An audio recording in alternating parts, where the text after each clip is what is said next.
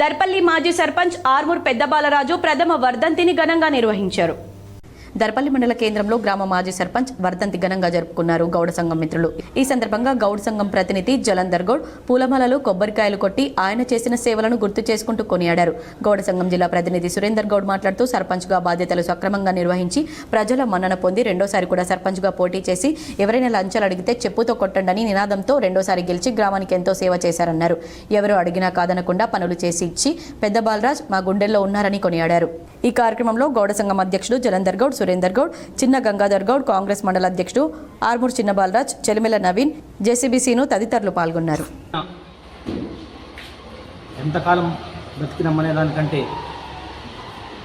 ఎందరి గుండెల్లో బ్రతికినామనేది చాలా గొప్ప విషయం. భౌతికంగా మాకు మా అన్నగారు దూరమైన ఇంతమంది గుండెల్లో మా తమ్ముడు మా అన్నని అనిపించుకోవడం మాత్రం చాలా సంతోషకరం. ఇంటి పేరు మర్చిపోయి బాలరాజ్ సార్ అనే పేరుతోని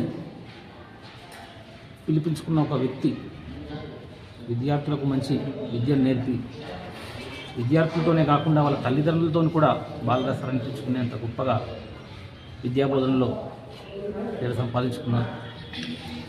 దాని తర్వాత గ్రామ సర్పంచ్గా 2 పర్యాయాలు ప్రజలతో ఎన్నుకోబడి అవినీతి వేలుకపోయిన మన దర్పల్లిలో నీతిమంతమైన పాలనను అందిస్తానని చెప్పి ఓటు అడిగితే ప్రజలు గెలిపించిన తర్వాత